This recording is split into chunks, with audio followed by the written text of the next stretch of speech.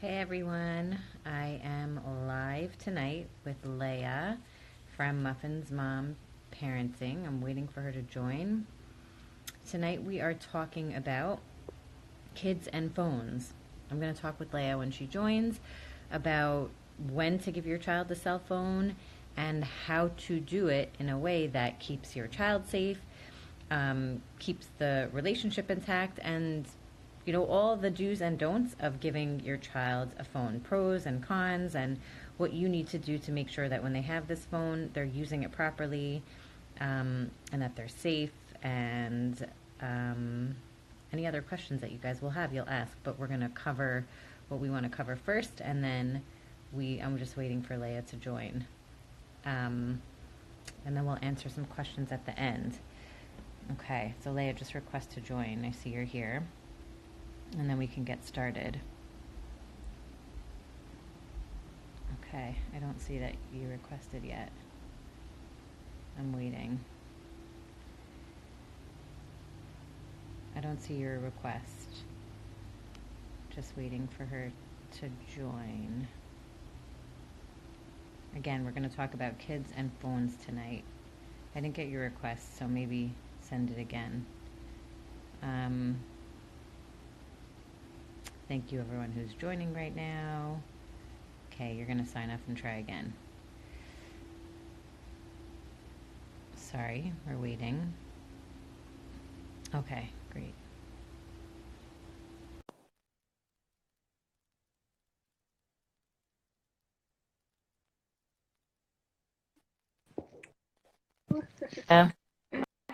I'm here.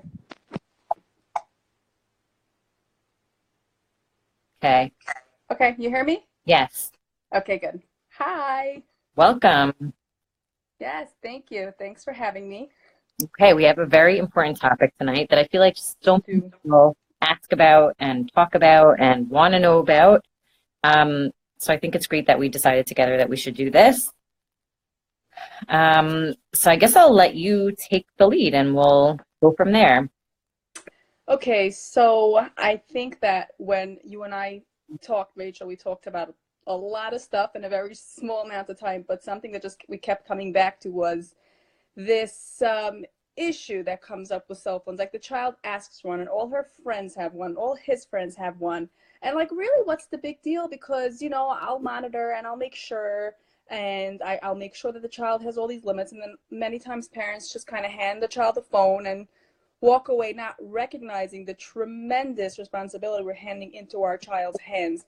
They're really young. Sometimes they're 9, 10, 11 when they get this phone. And it's this whole world that they have, and we just say, okay, fine, figure it out. And a lot of times children get into tremendous trouble, from cyberbullying to sleep deprivation. I mean the list is endless. So we want to start by just addressing the safety concern. Like, a lot of parents will give the child the phone strictly because I want the child to feel safe. I want to feel safe, so I want to give this child the phone. So the question usually is, what age should we give the child the phone to? And that's really a hard question because there's no age, right, Rachel? Right. Yeah. I would say that, like, you can say 12 years old because you can have a 12-year-old who's like super immature and not ready for that phone, or maybe doesn't even have the need. Or you could have a 10-year-old who does need the phone and is mature and is capable of handling that technology. So there's not really an age. I think it's maybe like a certain level of maturity and like a stage of life, right? Right, exactly. If really your only concern is safety, there is something called the Gizmo gadget, which is a watch phone where you can program 10 numbers that the child can call, and can call the child. And if you really only your concern is that the child goes 3 blocks away to her friend's house, and you just want to make sure, you don't really have to rush straight into the smartphone territory, because that really is something we're going to talk about and break it down, because that's a lot. So that's just like a small little tip and an option for you parents that are just thinking like, oh, we live in this world where we need to be in constant contact. So that's just us, a starting thing. So now let's talk about making the decision to give your child a phone. What should go into this tremendous decision? Now, Rachel, you told me a little bit of how you decided to give your child a phone, and I thought it was so great. So let's hear about that. So for us personally, and again, this is just our personal family and our decision, but It was really when my daughter started like to be more independent socially, right? That she was maybe going to bat mitzvahs or going out with her friends, and not just to their houses where she could call me from the house and be like, I got here, but she would be maybe like going on, like there's a street in the Five Towns on Central Avenue that she would be shopping or whatever. Or if I would drop her off in the mall and I would say like, I don't want to shop with 11-year-olds, so like you guys do your thing and eat somewhere, right? Right. Really, it was probably she didn't want me shopping with her friends. Probably more. Right. It's more like she didn't want me hanging around her. So that was when we decided that we would get her a phone. And when we got the phone, it was just a phone number with no data, like nothing. There was no, she could text, but she couldn't text images, no Wi-Fi, like none of that. It was really just her phone number and that was it. And she only had it when she went out. So it wasn't like full access all the time. It was if she went to a bat mitzvah or if she was out independently with her friends. She didn't have it otherwise. It was given back to us once she was in the house. So it was a slow start, like a slow start. Like, here's your phone. Okay. Yeah. Teaching responsibility also. Like I would tell her when you're out with your friends, like you don't need to be texting anyone because you're with your friends. The phone is for you to communicate with me, not to communicate with your friends when you're with your friends. Because I see that a lot. These kids have phones and then like they're on them the whole time when they're with their friends. Your phone is to be away. And you're supposed to be talking and hanging out with your friends. And if they're all on their phones, you say, guys, like, let's hang out. Let's be together. Right? I didn't want her like staring in her phone. So, I mean, the fact that she really didn't have much to do on it made it possible for her to be engaging with her friends. But that was kind of like the beginning. Like we slowly introduced it. Like, here you go, no data, but a phone number. And these are the times that you could use it. And then as she got older, in the home, she could have Wi-Fi, but even then we have a device that I talk about a lot on here. And I told you about it, Disney Circle. And it's not because I don't trust her. And she knows this. I'm not trying to like make sure she doesn't go to bad websites or do bad things. It's that I don't trust the internet. I don't trust technology to keep my child safe. I have to keep her safe. I'm not handing that responsibility off. So we have Disney Circle. You can buy it on Amazon. I think it's like $80. You plug it in, easy to set up. There's an app on your phone. And this way we can decide like what she has access to. So we can restrict certain websites. We can turn off the phone and turn off all internet at a certain time so that she couldn't be using it anymore past a certain time.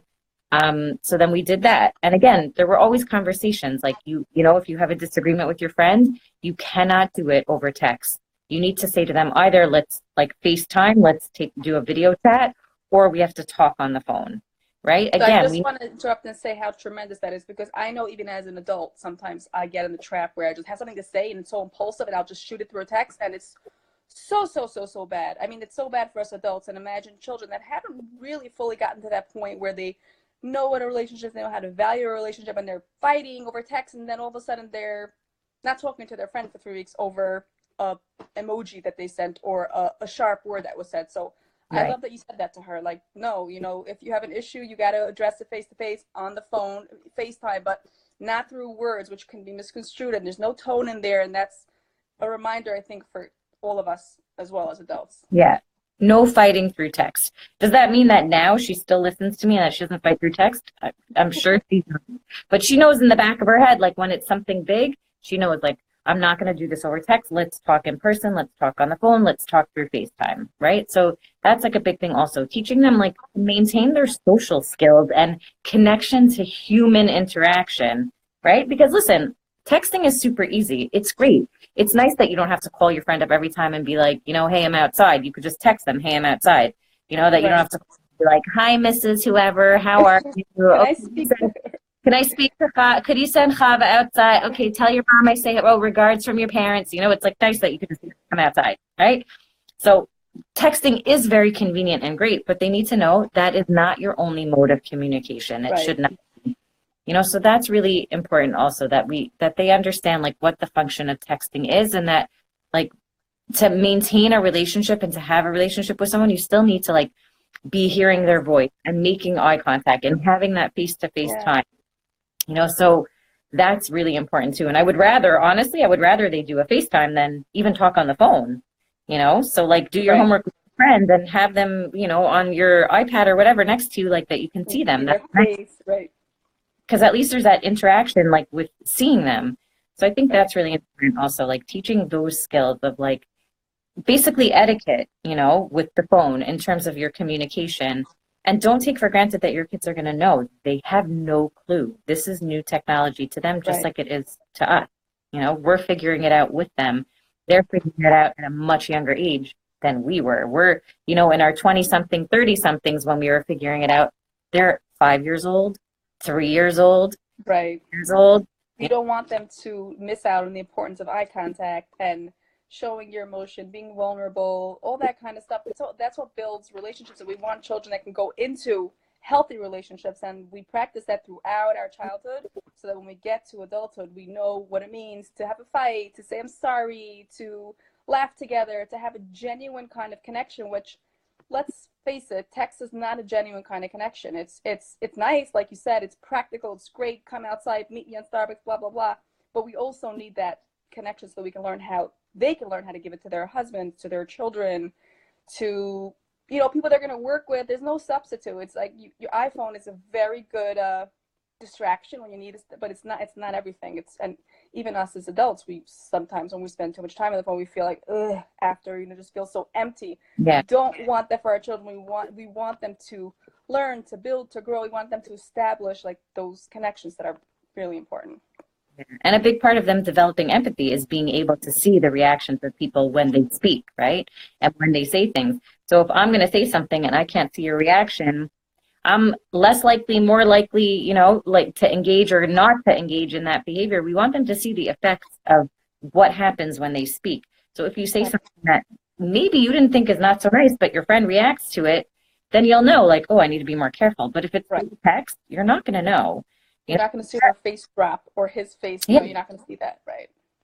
Yeah. So that's big for building empathy. Like, there needs to be that face-to-face communication. So they need to have that. We were saying the other day when we were talking, like, thank God for Shabbos, right? Thank God for that once a week that we know that our kids are putting the phone down, because at least it's an opportunity for them to have.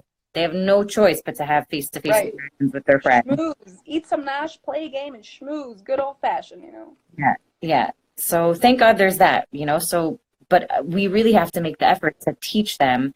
This is what digital citizenship is, which a lot of them learn about in school.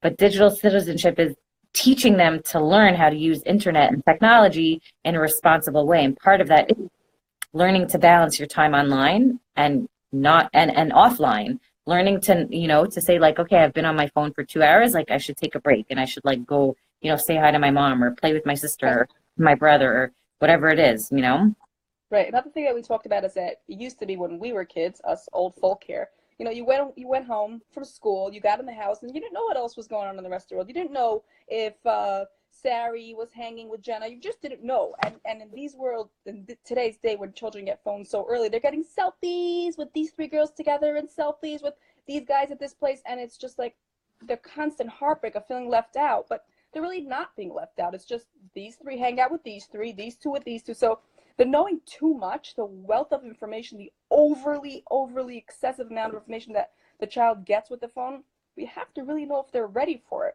I mean, my daughter was 11 years old. I don't think she'd be able to handle seeing every single social interaction that happened without feeling that pain. What does she need? Like, why? I don't think that every child, even older children are not ready for that yet. And also in terms of cyberbullying, it's so much easier for kids to get trapped. It used to be, again, you got into your house, you closed the door, you were safe. You're with mom, you're with dad, they're not safe anymore. They could turn on their phone and us parents, we don't even know what's being said to them unless, of course, there's guidelines, which again, we want to address it, but with parents monitoring phones, with children knowing, hi, I'm your mom and I'm going to be monitoring your texts. And I want you to talk a little about that. Yeah. So in terms of monitoring what your kids do, your kids should know that you have access to their phone, meaning you know what the password is. At any time you could open the phone and look at what's going on, that they should be willing to give it to you if you ask for it. Something that I really do believe, though, is that you shouldn't be going, like some parents are like, oh, I check my kids' text every single night and I go through their phone. I'm like, you don't need to do that. And that's really like violating their privacy. Kids are entitled to have privacy, and that just makes them feel like you don't trust them. So I would say you don't need to do that. but they should know that you are monitoring what they're doing. So you could be looking at it at You any. have the capability to do that. Yeah. It's not And free also, reign. yeah, and there's an app, the Bark app, that if you are very concerned, you can install the Bark app, and that kind you put in like there's keywords that you would get a notification if there was bullying or inappropriate texting going on, that you would then be like, all right, I got a notification, I need to just check your phone. So you can use the Bark app also. It keeps your kids safe from that kind of stuff. But you don't need to look through your kid's phone. You want to give your kid the message, I'm handing you this phone and I trust that you're responsible. Not, I'm handing you this phone and I'm going to be checking it because I don't think you're going to use it right. If you think that, your kid should not be having a phone, period. And if you really don't trust them at all, like, need to get in touch with them, then you should have either that Gizmo watch or a flip phone that is literally just a phone number, done, and two numbers they can call, finished. So if you really have a problem that you're going to constantly be looking through their texts and you don't trust how they're going to behave, then you should not be giving them that technology. That, to me, indicates they're not ready. They could be 14. You know, if you're it's not, that's not for you to be giving to them. So it's very important for you to establish with your child that you do trust them to be responsible, and you let them know that, so that they kind of feel like a little bit of an onus on themselves to be like proving themselves, you know what, I am responsible and I do want to do the right thing. And then guiding them how to do the right thing. So I think it's important, and this is also something that I talked about with you, Leah, to have like a contract with your kid. And again, not a contract of like, you know, this like legal binding, scary contract of like, I think you're gonna mess up, but just here's some guidelines. I'm giving you this phone. It's really, this is like a big deal to have a phone at your age. Like, I didn't have one till I was 21 years old, you know, this is not a joke. And these are the guidelines. These are the things that need to be in place to make sure that you use it in a way that's good for you. Because they have to understand that a phone can like literally suck the life out of you, right? Yeah. Be on it like 24. So the child takes part of the contract. You do it together. I think that's so great. The child is part of it. Yeah. So you agree on terms together. So it's not you're dictating the terms of the contract. You say, like, what do you think is a fair amount of time for you to be on it? On the weekends, how long do you think you should be on? What time do you think you should give it in at night? You know, and again, you give those parameters. You could say, you know, we were thinking 10:30. What do you think? 10:45? 11? Okay, let's talk about that. Maybe that's too late. You know, you let them kind of be involved in the process so that they don't feel like they are being told what to do. And right. I just want to say that checking the phone in at night to the parents is huge. It's really, I mean, it's basically the child's mental health and physical health, because there will be children, even the ones that you think are the best, they just won't be able to control themselves. They'll have to check it one more time. And, you know, you check it into the parents. I mean, the fact that, you know, the child, of course, agrees to the contract, I think that is something that's going to be non-negotiable when it comes to me giving my children a phone. It's non-negotiable. Yeah. It has to be plugged into your room, the parents' room. And again, not as a punishment, just as like, you know, this, you don't need it in your room buzzing all night. You need it first thing in the morning, distracting you and checking it. Like if they say, oh, but I don't have an alarm clock, get them an alarm clock. Get an alarm clock. Amazing savings here. Amazon, savings, Bed Bath & Beyond, there's plenty of options. Right.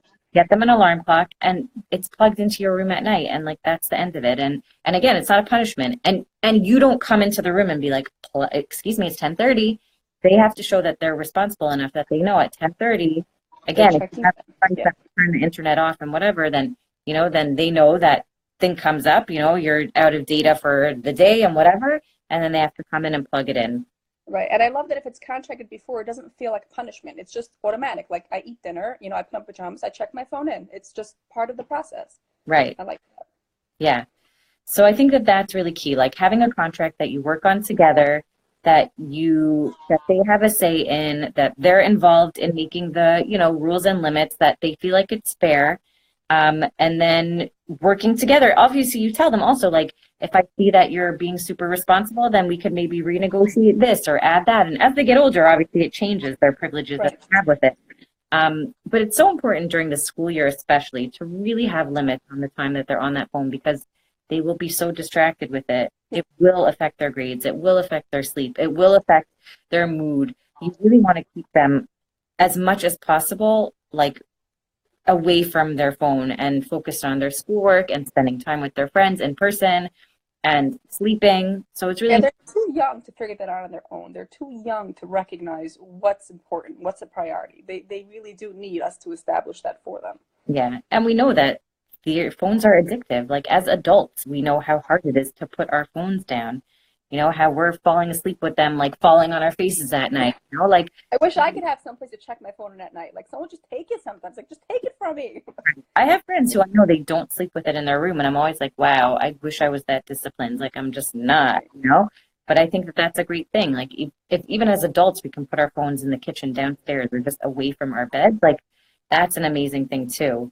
So I think definitely like establishing those limits, having that contract with them, and letting them be involved in it also and have a say, that's really key. And making them, you know, want to do the things that you put in this contract. And then it's not a fight. Because right. It's just you came up with it together, and it makes rational sense to both the child and the parent. Which, yeah. You know, Yeah. I remember reading somewhere that Bill Gates stated that he did not give any of the children's phones till age 14, even though they really did not like that. And it was like a hard and fast rule. There was no phones at dinner time.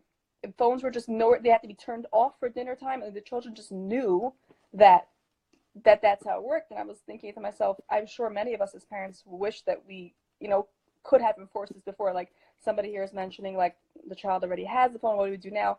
Okay, you know, we're trying to talk about parents thinking of giving their children a phone, but we will address some of these, you know, current problems too. But I love that I read that he was just, you know, he had stated that until they learn, no, there was a Harvard professor that stated that until he saw that his child learned what face-to-face relationships mean and what a connection with another human means, they cannot get a phone because that's going to be a substitute. It was interesting. Yeah, that is interesting. I love the point that you made, and this is also really important about him saying that there were times that there was like absolutely no phone. So definitely you need to make those rules also of, and that goes in the contract, no phones at the dinner table. When family comes over, when grandma and grandpa visit, or you know, Bubby comes over, whatever, you must not, or your cousins are visiting, you're not on your phone. And I don't care if your cousins are on your phone. You say, guys, put it down. Like, let's do something. Right. Family time, there is no telephone use. Dinner time, definitely. The phones are not even in the kitchen. They are all away. You know? And we as parents have to model that. If we're saying that, we have to really make sure that we're not the ones sneaking our phone out and slide on the table. Like, really, if it's a rule for the children, it has to also be no, a it's rule. family rule. No table. No phones when we go out for dinner. There has to be times where there is a no technology rule in your home for sure. And that's really key because again, and role modeling it ourselves to show our kids, like, look how nice it is that none of us are on our phone and we're talking and we're enjoying this time together. Isn't this so nice to have this break? So that should be like a daily thing, that there should be like a time where there's really no technology. Dinner time for sure. That should just be like a given always. There is no phone for anyone at the dinner table. There's no reason for it. It shouldn't just be like, well, on Shabbos we don't use phones. No. Right. Meal times there's no phones. That's really important. What else did we have on here? Yeah, there's one thing I also wanted to, I was thinking about this. When children get phones a little too young, they can really just become very dependent because it's just like, I'll just call ma, like at any time I need, and just, there'll be this like constant inability. Like I'm in the ice cream store, should I get vanilla or chocolate? Hold on, let me call my mother. And I've really seen this happen. I've actually seen this happen, not necessarily with the ice cream, but with something similar. And I was thinking to myself, wow, like I really hope that my child will be able to go into Clears with her friend at the mall and say, I like the star earrings. Now, hi, ma, star or hearts? You know, we really want them to be dependent, to be independent and not to feel like I got to grab this gadget and call whoever it is. They need to be able to think for themselves. The phone is like too much of an easy cheat when it's given too young. They need to develop their sense of self, know who they are, be confident in their own ability to make decisions and to, you know, walk through and figure something else out without just, oh, let me just quickly call my cheat sheet. That's what scares me a little bit about phones giving it too young of an age. Yeah, that, and we don't even know the effects yet because phones are so new and the technology is so new. There's not enough like research out there for us to really know the effects of phone use and technology. Young brain. We don't know. So it's like, we don't want our kids to be the guinea pigs of like, you know, what happens to this generation for, you know, like using their phones constantly. So really, I think as much as possible, as long as you can hold out on the phone, again, if they're not so independent and they're not by themselves, you know, like in the mall or whatever, they don't need the phone. And if one of their friends has a phone, then even then you can kind of hold out even longer. Okay, just call me on, show Right. phone, like it's fine. I think then what comes with that also though is once they have the phone is like the use of social media. That's like a whole other category that comes up then, because once they have that phone or once they have that technology, then they're like, well, everyone has Instagram or everyone has Snapchat or everyone has TikTok or whatever it is that they want to use.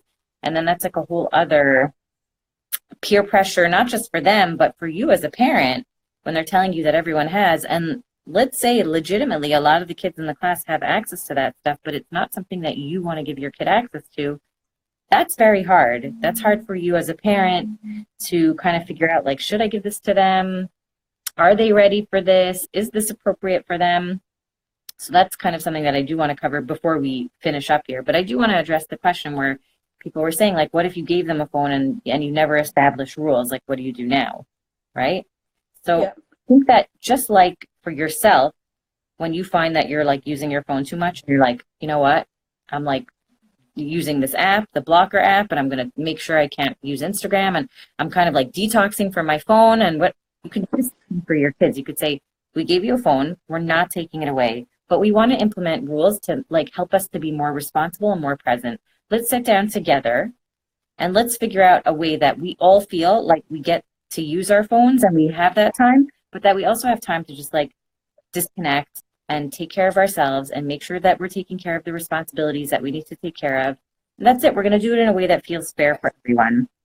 I agree. The child just may feel very appreciative. You don't know if this child is feeling overwhelmed with the responsibility to keep checking the phone and to keep being on top of everything. And they could just tell their friends, sorry guys, from 4 to 6, mom says it's homework time. And then they're released of that burden. We don't know if the child is feeling overly burdened by the phone. So Right. I think it's a good thing. Might even feel overwhelmed and like, oh my God, yes, I would love a break, or that they need us to teach them how to disconnect, so you might not even get such a negative reaction when you're like, okay, time for giving the phone. They might be like, all right, cool, Right. assume that. Play with my little brother. Yeah. Yeah, don't assume they're going to freak out and hate you. They might be like, all right, it's good. Sometimes, again, as adults, sometimes when we put down the phone, we're like, ugh, It's like, oh, it feels nice to breathe and to, hear myself think, Yeah.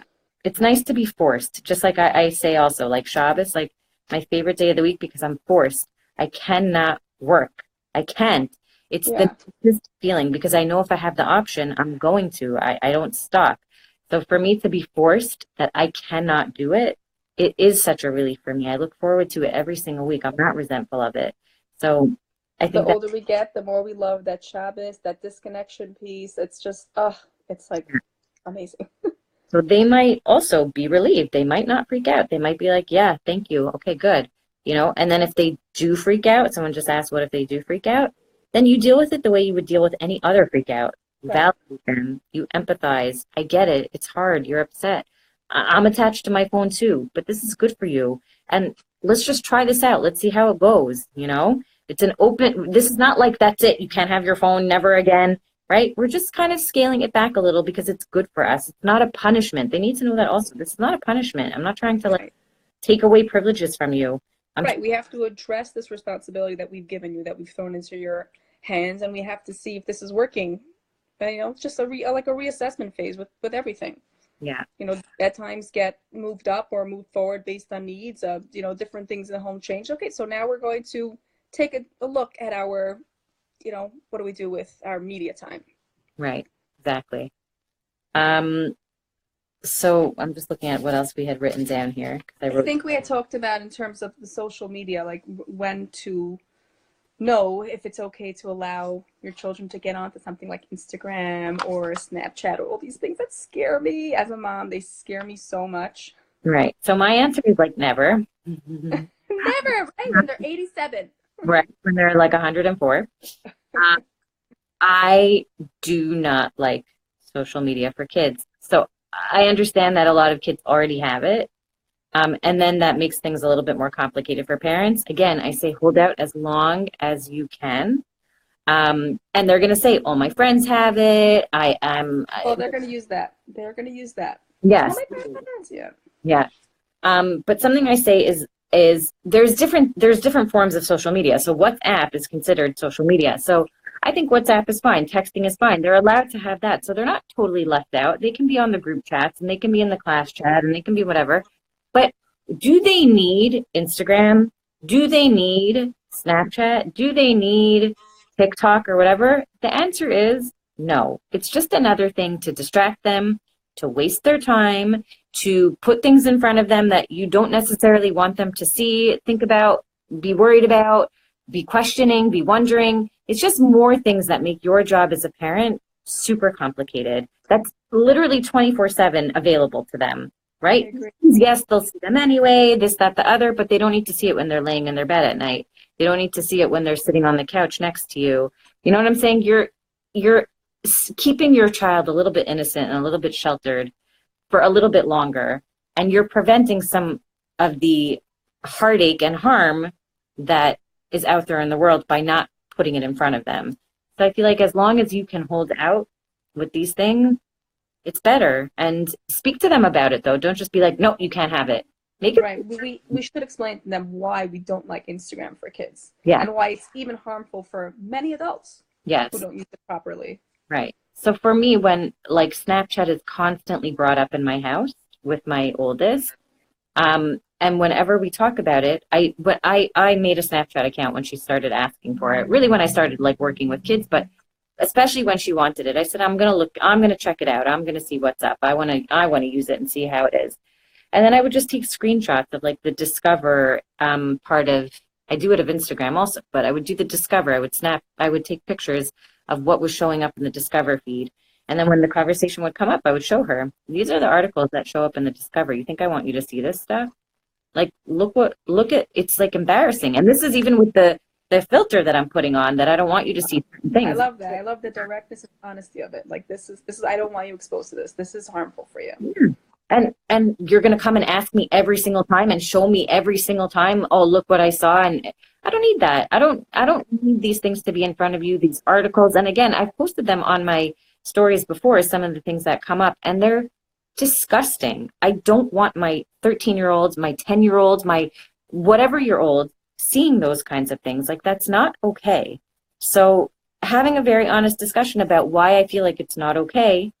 And then again, telling her, but you have all these other privileges that we give you. You have a phone, you have WhatsApp, you have, now she has data. You have data now. We trust you with it. Like, you don't need another thing in your life that's going to pull you away from time with your friends, time with your family. It's just not the right time for it. Is she happy with the answer? No.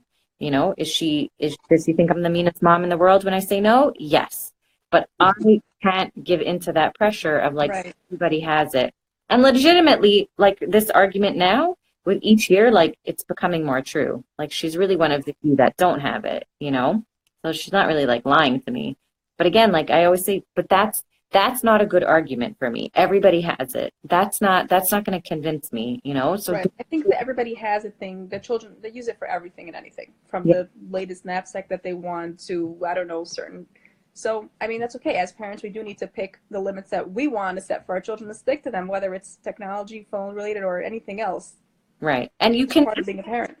And when they say that, empathize. You can say, like, I get it. It's hard. When everyone has it, you feel like you want to have it too. You feel left out. But that's not how we do things in this house. I don't look at what everyone's doing and say, okay, fine, I'm going to do it. I look at what's good for you and what's good for our family. And then I make decisions based on that. I don't make decisions based on what, David is doing. I make decisions based on what's good for this family. So I get that it's hard, and I get that it feels unfair, but this is what we're doing. And we could revisit it at another time, but the answer for now is no. They're not going to walk away skipping and be like, wow, that sounded fair. Right. Ma, you're so fair and balanced. They will be angry at you. They will be angry. I also think it's important to ask the child, why do you want this app? Why do you want to join in? Like, it's important to understand, and they may even tell you the answer that you could, spit right back to them. I want to see what everyone's wearing, or I want to see what the latest, whatever we could tell it, It's not going to be good for you. All these body image things and all these weight diet tips. I don't want you exposed to that. I don't. Right. Yeah.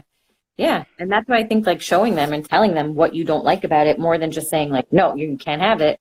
That's important. They should know that you're doing it out of a place, again, not of not trusting them, but of not trusting what is put out there on Instagram and on social media, and taking responsibility. We can't control what other accounts are doing and what other people are doing, but we can somewhat control what we give our kids access to. No, we can control what we give our kids access to.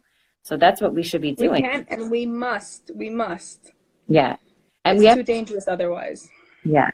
And we have to teach them that they have to stay safe online, that it's not, you can't just like, use any app and think like, oh, but I have privacy settings but I have a filter but it's not foolproof. It's not bulletproof. Right. It's still not safe. The internet is not your friend, and you can't just put anything on there and think because your account is private that no one's going to screenshot it and share it and send it to the wrong person or whatever it is. Like, they need to know that they have a digital footprint and that everything they put on there, they should view it as forever.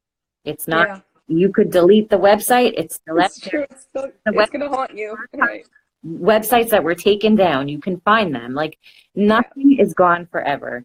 And they need to know that, and that it could come up again and affect them later on in life. Like, the internet is not your friend. That's always been my motto in this house. It's not your friend. I like that. And they have to, like, we know that. We're wary of that as adults. We don't think it's your friend, but our kids do. So they need to know that they have to protect their privacy. They have to protect their private information. They have to protect their friends' privacy also. Yeah. Don't screenshot texts and send them to your friends. Don't share the pictures. Don't take pictures of people when they don't know you're taking pictures of them and post it on who knows where. Yeah, there's like just basic boundaries and appropriate. And take a picture of you, like, you could say, don't post that of me. Or if your friend says, don't post that, don't post it. Don't post it, right. Yeah. So I think that's part of digital citizenship also, though, is like knowing how to respect your boundaries and your friends' boundaries online, and staying safe and respecting each other, and standing up to cyberbullying and not being a cyberbully yourself, explaining that to the cyberbully. If someone is bullying you online, what do you do?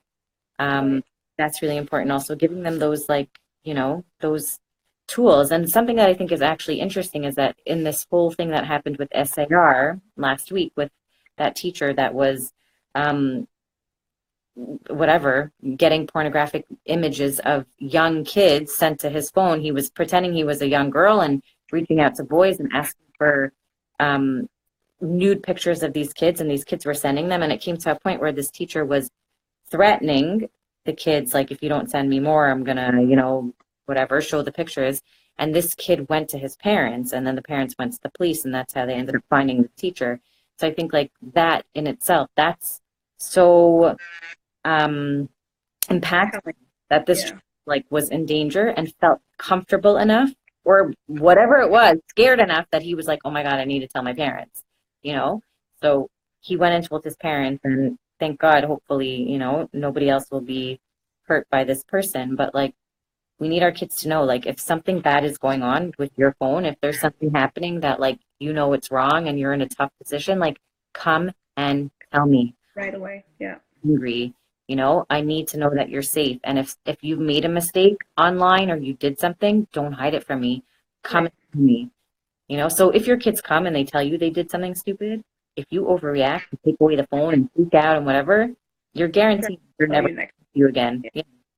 So you have to be prepared to react in a calm way to make sure that instead of taking everything away and punishing, you say, like, okay, this is a teaching moment, and I'm going to be calm, and I'm going to, we're going to deal with this properly to make sure that you're safe next time.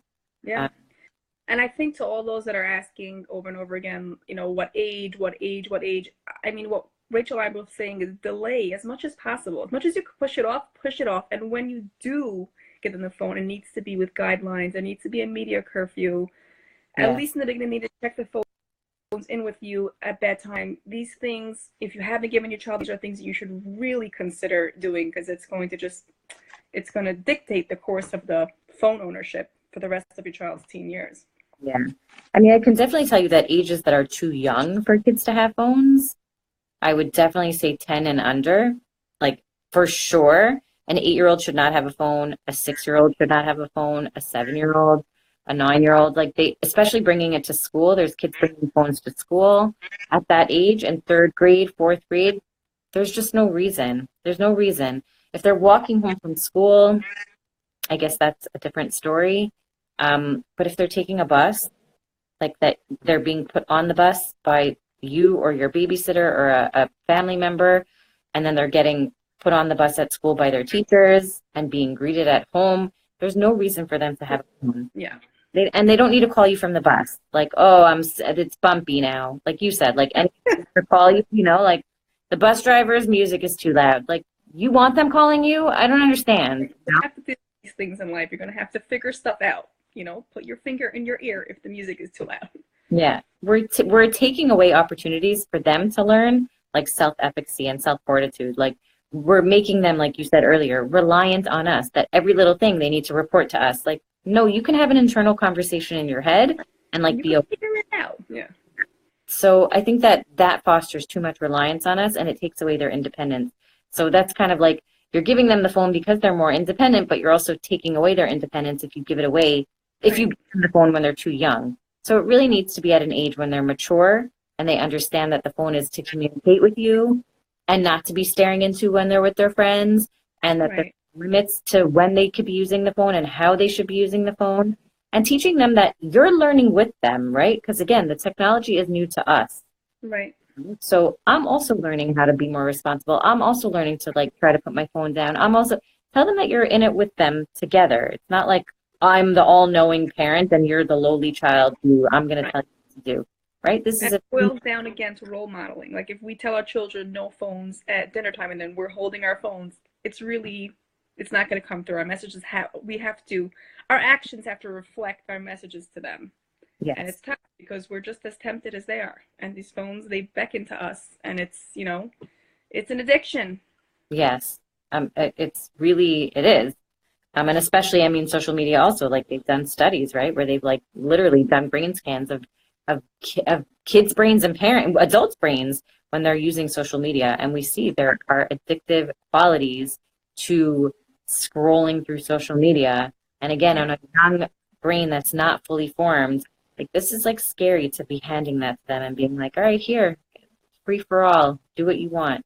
Like we cannot do that.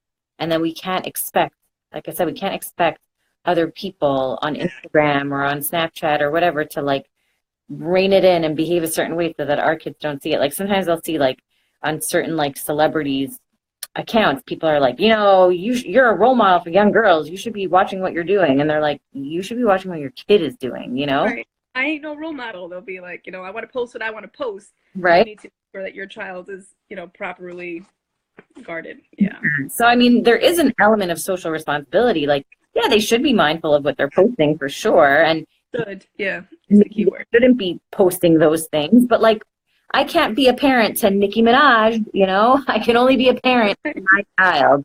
So I have to make sure that that's not an account that she's looking at or has access to. So that's important also. It's like we can't start like handing off that job to other people or other things to parent our child. Like that is our job, and it needs to be an open conversation and ongoing, not like one time. Yeah, continuous, definitely. Things change. They get more mature. Maybe you hand them more privileges or more permissions, and with that comes a whole new slew of responsibilities. Yeah. So that's really important. What else did we want to talk about? I'm just seeing if we got any questions here that maybe we didn't out.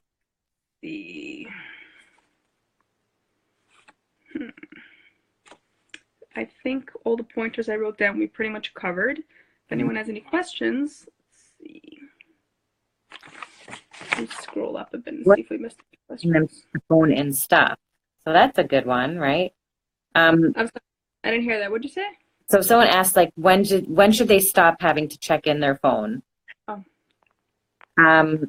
So I would say probably not till like they're out of high school, for real. I know you think that's crazy, some of you. I would say not till when they graduate, like maybe in like 12th grade, I would say like, but even then, no, I would say when they graduate high school, when they're like off, you're in Israel or they're in college or whatever it is, then you can kind of let them be responsible for like, you're old enough now, you're an adult, you graduated high school, you can be responsible for your phone use at night. But I think you're training it up to them. Like up until that point, you're making it like a habit of like, just put your phone away at night. See how much it helps you to get a good night's sleep and to not have that thing like buzzing, pinging, dinging, the light flashing, whatever it is, even if you turn it off at night, not to just know that it's even like by your face, that it's not anywhere near you. It's such a good feeling. So I would say wait till, for real, high school. And sometimes when I say this, people are like, are you joking? Like, that's the, But I'm thinking of myself in high school. I would not have been any of the things responsible, or I would have probably been up all night yeah. doing God knows what on the phone because why not? You're a kid.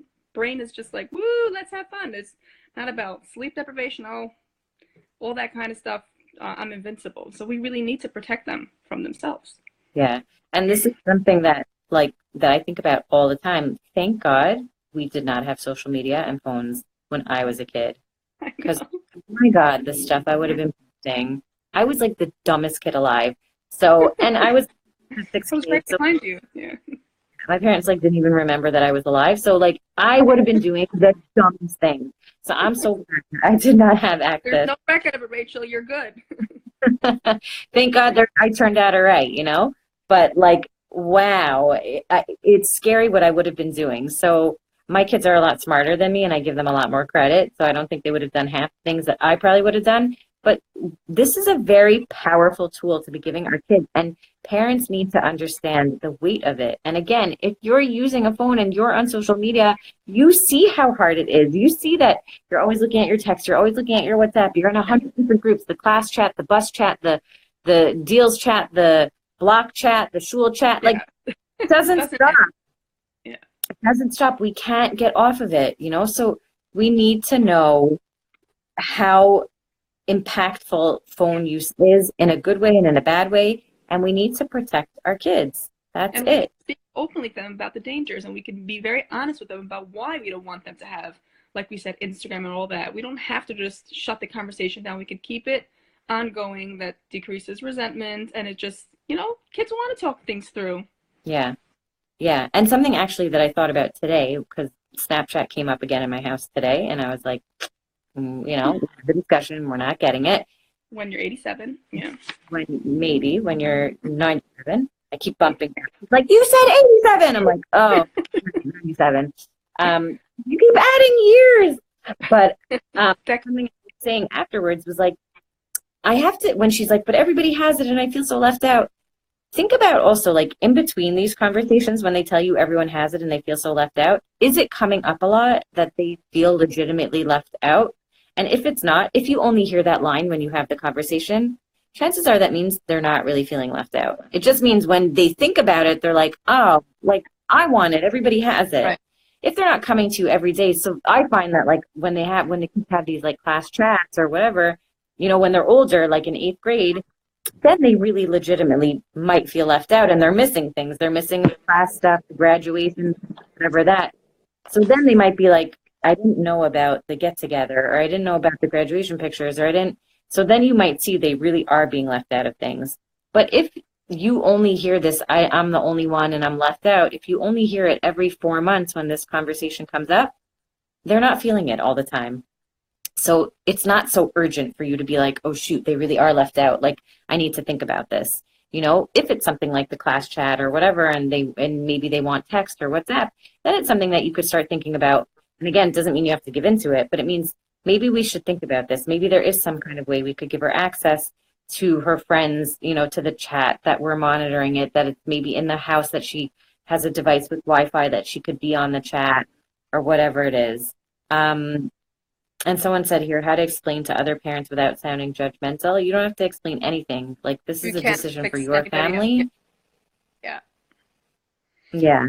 So this is just what works for you guys. You're not, you don't do it, and you don't need to explain it. You don't need to tell anyone. That's it.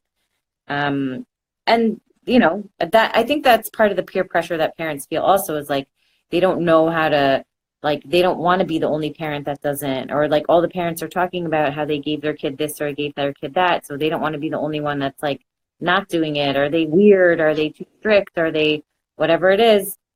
And you have to just stay true to your value system. And and it's not easy. It is hard. It is hard, but it's one of the challenges of parenting, is when you pick your values and you stick to them, whether or not everybody's doing it, or it's just. And it's actually, it's good modeling for children too. It's we do our thing. We don't rush to run and copy everybody and follow. We do what feels right to us, and these are the reasons. Yeah. exactly. And yeah, it's a great example. You want your kids to stay true to their values and not fall, bow to peer pressure, right? All your friends are doing something dumb. You shouldn't do it, right? So let's be an example of that. Like everyone's doing something that we don't think is in line with our values. We're not going to do it. I Um, actually know somebody who gave a child a phone at a very young age. I think the child was like 9, freshly 9, and she took it back. She right. took the phone back and she realized she made a mistake and she apologized to her child. And I was really very proud of her. Very, because that must have been so hard. I can't even imagine the tantrums that went down at that house. But, we do make mistakes as parents, and parents do fall into the traps of peer pressure too. And the fact sometimes we do have to say, I made a mistake. I gave you Instagram, but I'm taking it away because this is not working because A, B, and C. And I'm sorry, but I can't give that to you. That's also a good lesson for children. But yeah, we mess up, we make mistakes, and we're gonna have to fix it together now.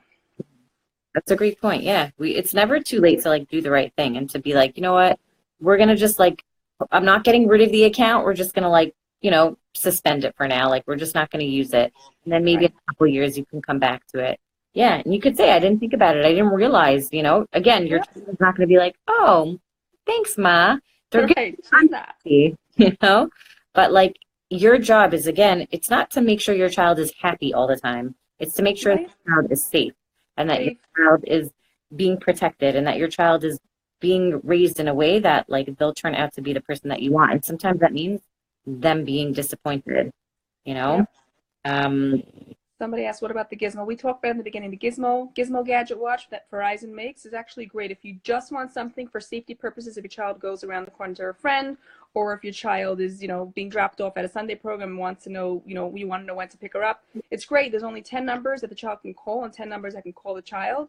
There's no texting even on it. The child can leave voice notes that just get sent to those 10 numbers, and then safety is covered. You don't have to worry about Instagram or any of that kind of stuff. It's just direct communication with those 10 allowed phone numbers. yeah, which is like such a good option. Yeah, Um, my 2 older girls have it, and they never touch it unless they're going biking with their friends or they're going someplace. They don't look at it. They're not interested. They yeah, use it for the use of, they know it's just their safety thing. It's in their drawer, it's in their charger, and they use it as per needed yeah, until we have to give them a phone, which I'm really nervous about. But I feel like we covered a lot of important points, and I think that when the time comes, I can go into it feeling prepared. yes, definitely. And that's the key. I think also like definitely go on websites that like parenting websites and read about, they have like sample contracts and they have guidelines that you should put in place. I think that that's also good to look at and kind of empower you to like think about things that match your value system that are important to you that you might want to put in there. And again, this is so important, make it a team effort. Don't dictate the contract to your child. Sit down and say, these are some of the things that, Daddy and I, Abba and I, whatever, thought about, and this is what we think is important. What do you think? Yeah, What do you want to put in there? Do you think this is fair? Again, it's a conversation. It's not a dictatorship. It's not, because if you go in it like that, they're just not willing to accept it. And it's important that you have the relationship with them, that they know that this is coming from a place of, I love you and I want to protect you and I want to make sure that you use this in the right way. And they'll be so receptive and willing.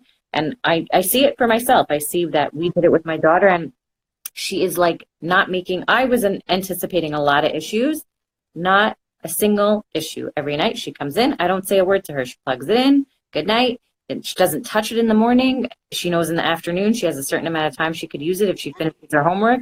If she doesn't complain. Like she's so good about it, but she came up with most of the terms herself, and she agreed with a lot of the terms that we had. So she feels very empowered instead of disempowered and bossed around. So that's I really love it. It's great. Yeah. so I'm going to save this live. If anyone has any other questions, I think we pretty much answered everything though. I think we I were, think so too. Thank you guys so much for joining us. This was yeah. really great. Okay. So I'll save this and looking forward to more of these together. Okay, take care, Rachel. This was so great. Have a great night. Bye. Bye, all.